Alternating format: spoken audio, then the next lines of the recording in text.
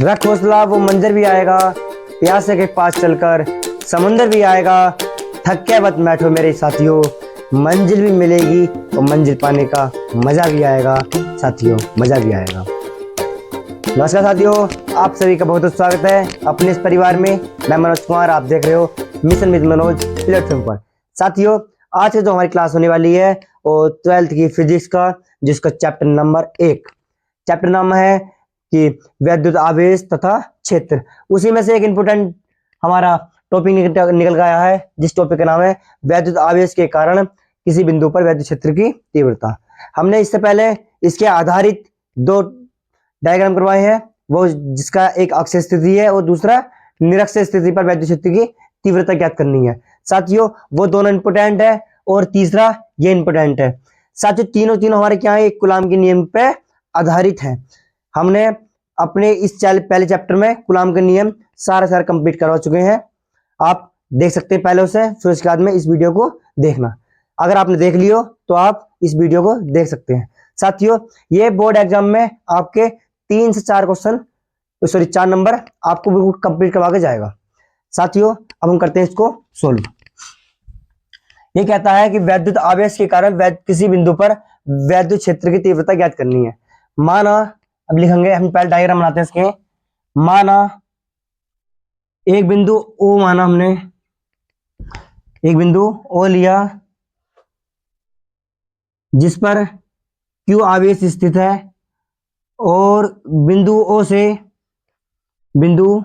से हमने R दूरी पर एक बिंदु P लिया। P माना, बिंदु O से R दूरी पर स्थित एक बिंदु P माना, जिस पर आवेश Q0 स्थित है।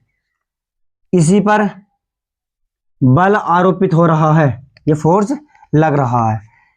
वैद्युत द्विध्रुव बिंदु P पर वैद्युत क्षेत्र की तीव्रता ज्ञात करनी है हमें। ठीक है साथियों, वैद्युत क्षेत्र की तीव्रता ज्ञात करनी है। साथियों करते हैं पहले, यानी जो पहले हमने डायग्राम में बनाया है उसको लिख दो।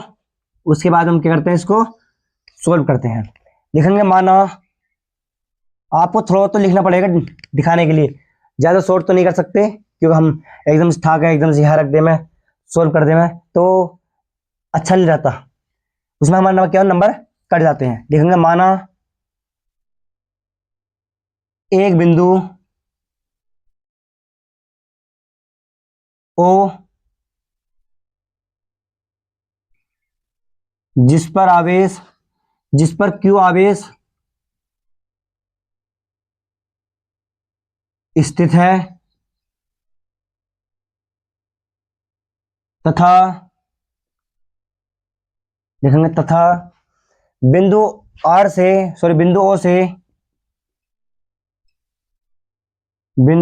O से R दूरी पर एक बिंदु P स्थित है,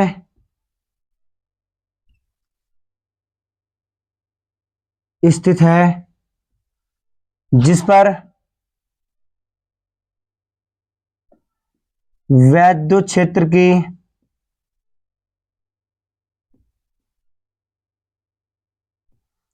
वैद्युत क्षेत्र की तीव्रता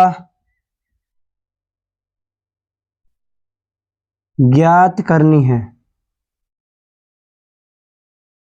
जिस पर वैद्युत क्षेत्र की तीव्रता ज्ञात करनी है। साथियों, लिखेंगे, माना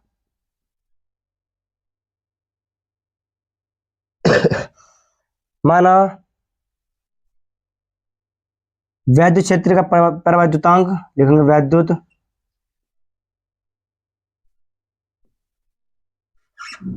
क्षेत्र में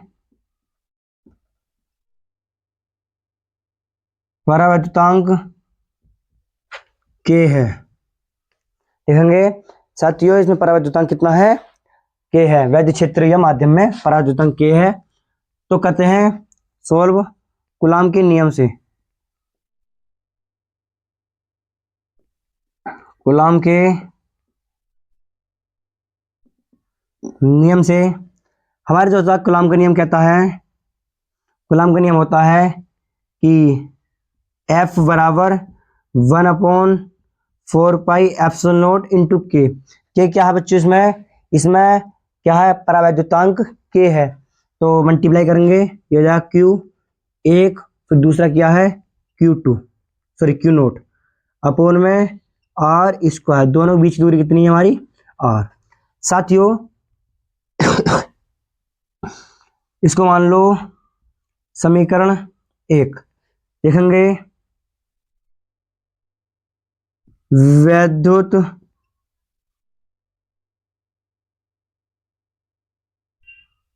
क्षेत्र की तीव्रता, वैद्युत क्षेत्र की तीव्रता क्या होती है E बराबर F/Q0, कितनी होती है हमारी F बराबर E बराबर F/Q0, लिखेंगे समीकरण 2। कहाँ सॉल्व करते हैं, यहाँ से सॉल्व कर देना, चल करते हैं आगे। समीकरण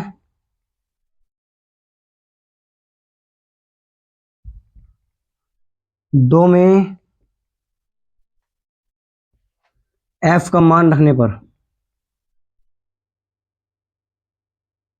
साथियों जितना मैं परफेक्ट पूरा मान दे रखा है F का, ये वाला हम सारे वैल्यू कहाँ रख देंगे हमारी इस चीज F में हम पुट कर देंगे, तो ये जाएगा वैद्युत क्षेत्र की तीव्रता हमारी ज्ञात हो जाएगी। हमारे पास फॉर्मूला क्या है E बराबर F/Q0, F की वैल्यू है कितनी, F की वैल्यू है मैं दोबारा करके 1/4πε0 इंटू के इंटू क्यू नोट अपोन में R स्क्वायर और सारे का क्या है Q0, यही तो है हमारे से सारे क्या ये F की वैल्यू है और Q0 क्या हमारी नीचे स्थित है।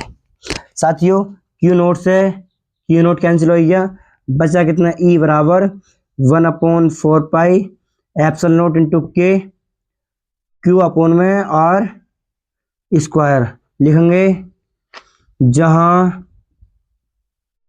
निर्वात में क्या है, निर्वात में K बराबर 1 माना, तो ये जाएगा E बराबर 1/4πε0, इसका मान कितना हो जाएगा हमारा 1 जैसे रैंडसी इंटू Q अपोन में R स्क्वायर,